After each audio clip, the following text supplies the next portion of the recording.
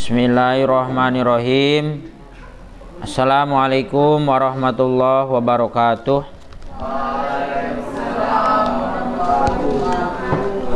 Alhamdulillahilladzi hadana li hada wa ma kunna linahtadiya laula an hadanallah. Asyhadu an la ilaha illallah wahdahu la syarikalah wa asyhadu anna Muhammadan abduhu wa rasuluh la nabiyya ba'dah, amma ba'du. Faqala Allahu ta'ala fi ayatil Qur'anil Karim, a'udzu billahi minasyaitonir rajim. Bismillahirrahmanirrahim. Hal ataka hadisu Musa idnadahu rabbuhu bil wadil muqaddasi tuwa. Al-ayah. Shadaqallahul adim. Faqala Rasulullah sallallahu alaihi wasallam, thalabul ilmi faridatun alal kulli muslimin wal muslimat. Al-hadis. Alhamdulillah, pada kesempatan ini di kelas 9C kita akan sama-sama melanjutkan materi pokok pembahasan kita, yaitu tafsir Quran surah An-Najiat ayat 15 sampai 26.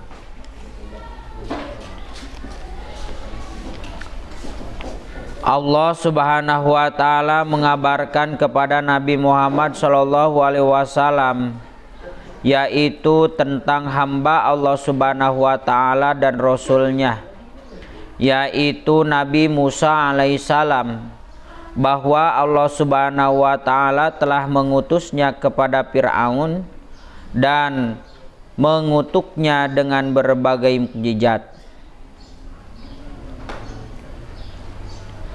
Tetapi walaupun demikian, Fir'aun tetap dalam keadaan kesesatan serta kesombongan hingga Allah Subhanahu wa taala mencabut nyawanya Fir'aun dengan kehinaan. Begitulah akibat yang akan dialami oleh orang-orang yang menentang dan mendustai apa yang dibawa oleh nabinya. Oleh karena itu Allah Subhanahu wa taala berfirman pada akhir kisah ini, sesungguhnya pada hari demikian itu terdapat pelajaran bagi orang-orang yang takut kepada Tuhannya. Bagi orang-orang yang takut kepada Allah, kepada Rabb yang menciptakannya, maka manusia ketika membaca sejarah Nabi Musa alaihissalam dakwah terhadap Fir'aun itu akan menjadikan sebuah pelajaran. Karena yang namanya Fir'aun ini orangnya sombong dan tidak mau dikasih tahu, keras kepala, sehingga Allah Subhanahu wa taala berfirman, hal ataka hadisu Musa, sudahkah sampai kepadamu wahai Muhammad, yaitu tentang kisah Nabi Musa alaihissalam.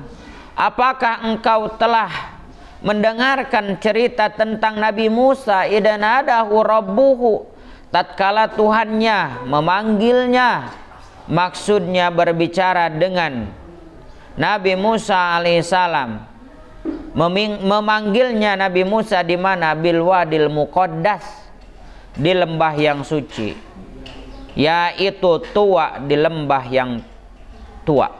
Artinya adalah lembah tua. Lembah tua ini adalah nama sebuah lembah menurut pendapat yang besar, menurut pendapat yang masyhur atau benar, sebagaimana disebutkan dalam tafsir surah At-Thaha. Allah Subhanahu wa taala berfirman, idhab ila fir'auna innahu tagha. Pergilah wahai Nabi Musa kepada Fir'aun, sesungguhnya itu telah melampaui batas. Jadi yang disebut Fir'aun itu adalah orang yang melampaui batas. Yang disebut Fir'aun itu adalah orang yang melampaui batas. Kalau guru bicara, muridnya bicara, berarti itu muridnya melampaui batas. Yang melampaui batas itu adalah kan Fir'aun. Jadi yang disebut Fir'aun itu adalah orang-orang yang melampaui batas. Awas. Gelar yang melampaui batas itu disebut Fir'aun. Jadi Nabi Musa alaihissalam diutus oleh Allah Subhanahu wa taala untuk mendakwahi Fir'aun. Sesungguhnya ia telah melampaui batas. Maksudnya Fir'aun telah melakukan penindasan dan penyombongan diri. Pakulah halaka ila altajaka. Dan katakanlah kepada Fir'aun, adakah kau wahai Fir'aun mempunyai keinginan bagimu untuk membersihkan dirimu wahai Fir'aun dari kesesatan tersebut? Maka katakanlah, hai Nabi Musa kepada Fir'aun, apakah engkau mau menempuh jalan yang dapat menyucikan dirimu agar kamu selamat dan menjadi orang yang takut kepada Allah Subhanahu wa taala? Wa ahdiyaka ila rabbika fatakhsha. Dan kamu akan kupimpin wahai Fir'aun, kata Nabi Musa, ke jalan Tuhanmu agar supaya kamu takut kepadanya. Maksudnya Nabi Musa alaihissalam akan menunjukkan penyembahan kepada Tuhanmu agar hati kamu menjadi tunduk, khususnya tentang kehusuan dan tentang ketaatan. Karena selama ini hatimu wahai Fir'aun, satu, mempunyai hati yang keras, dua, mempunyai hati yang kotor dan jauh daripada kebaikan. Farahul ayatal kubra. Lalu Nabi Musa memperlihatkan kemampuannya, yaitu mukjizat yang Allah berikan kepada Nabi Musa yang sangat amat besar. Dalam melaksanakan dakwahnya Nabi Musa, kebenaran ini Nabi Musa alaihissalam memperlihatkan argumentasi, yaitu hujah-hujahnya Nabi Musa alaihissalam. Hujah yang sangat amat kuat dan dalil yang sangat jelas bahwa misi dibawanya oleh Nabi Musa memang datang dari sisi Allah Subhanahu wa taala. Fakadzaba wa asa, tetapi Fir'aun mendustakan dan mendurhakai Nabi Musa alaihissalam. Bagaimanakah itu maksudnya? Fir'aun mendustakan kebenaran serta menentang perintah Allah Subhanahu wa taala kepadanya, yaitu perintah untuk taat. Hal itu membuktikan adanya kekufuran di dalam hati Fir'aun, sehingga apa yang disampaikan oleh Nabi Musa alaihissalam kepada Fir'aun tidak berpengaruh sedikit pun bagi Fir'aun, baik secara lahiriah maupun secara batiniah. Tsumma adbara yas'a.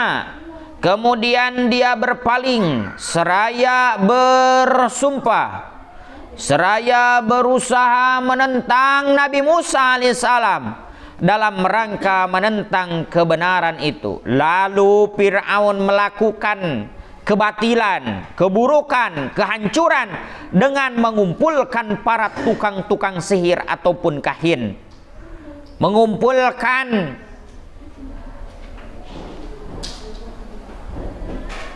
dukun-dukun untuk melawan mukjizat-mukjizat yang telah Allah berikan kepada Nabi Musa alaihissalam. Wahai para kahin-kahin, wahai tukang-tukang sihir, kata Fir'aun, berkumpullah ke sini, kemari. Siapa yang paling jago, siapa yang paling kuat? Dikumpulkan oleh Fir'aun.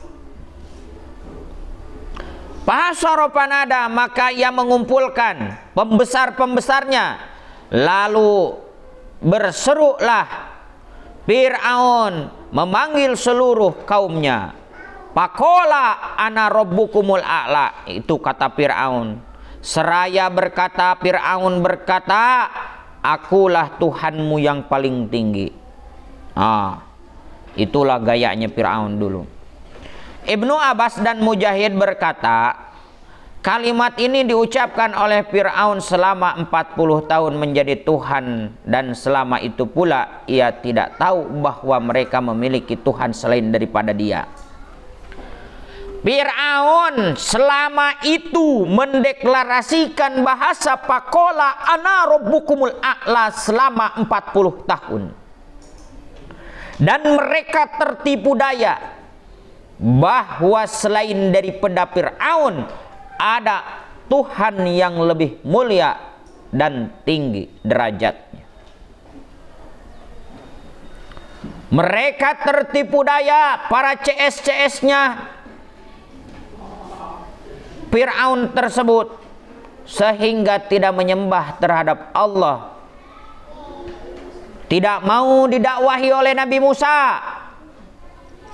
Mereka mengaku bahwa Fir'aun itu adalah Tuhannya. Summa na'udzubillahi min fa akhadahullahu nakalal akhirati wal ula. Maka Allah Subhanahu wa ta'ala mengazabnya dengan azab di akhirat dan azab di dunia. Allah Subhanahu wa ta'ala memberikan hukuman kepadanya dengan hukuman yang sebesar-besarnya, sebagai pelajaran bagi orang-orang yang berbuat serupa dengan Fir'aun, yaitu mereka yang melakukan penindasan dan penyombongan diri ketika hidup di dunianya. Yaumal kiamati bisyarri fid dunya marfud. Laknat itu seburuk-buruknya laknat, yaitu seburuk-buruknya pemberian yang diberikan oleh Allah Subhanahu wa ta'ala kepada Fir'aun. Wa ja'alnahum a'immatan yad'una ilan nar wa yaumal qiyamati la yunsarun. Dan kami jadikan mereka pemimpin-pemimpin yang menyerupakan, dan kami jadikan mereka pemimpin-pemimpin yang menyerukan manusia ke neraka. Fir'aun oleh Allah dijadikan pemimpin yang menyerukan seluruh manusia kepada nerakanya Allah, dan pada hari kiamat mereka tak akan ditolong oleh Allah Subhanahu wa ta'ala. Quran surah Al-Qasas surah ke-28 ayat 41. Maksud daripada nakalal akhirati wal ula adalah siksaan atau azab di dunia dan di akhirat yang sangat benar. Ada yang mengatakan artinya dua ucapan Fir'aun dan masyarakatnya. Namun yang benar adalah pendapat yang pertama. Inna fi dzalika la'ibaratan liman yakhsha. Sesungguhnya yang demikian itu terdapat pelajaran bagi orang-orang yang takut kepada Allah Subhanahu wa ta'ala, atau bagi orang-orang yang mau mendengarkan nasihat dan selalu ingin menghindari dari kejahatan atau kemaksiatan. Mudah-mudahan kita oleh Allah Subhanahu wa ta'ala dijauhkan daripada perilaku-perilaku Fir'aun, yaitu menyombongkan diri dan menindas manusia. Artinya mudah-mudahan kita selalu dijauhkan oleh Allah Subhanahu wa ta'ala dari perilaku-perilaku yang tidak sesuai. Mudah-mudahan Allah Subhanahu wa ta'ala juga senantiasa membimbing kepada kita, memberikan hudan, petunjuk, supaya kita menjadi orang-orang yang benar, orang-orang yang sukses di dunia maupun di akhirat. Amin ya Allah ya Rabbal alamin. Hadanallahu wa iyyakum ajmain. Assalamualaikum warahmatullahi wabarakatuh.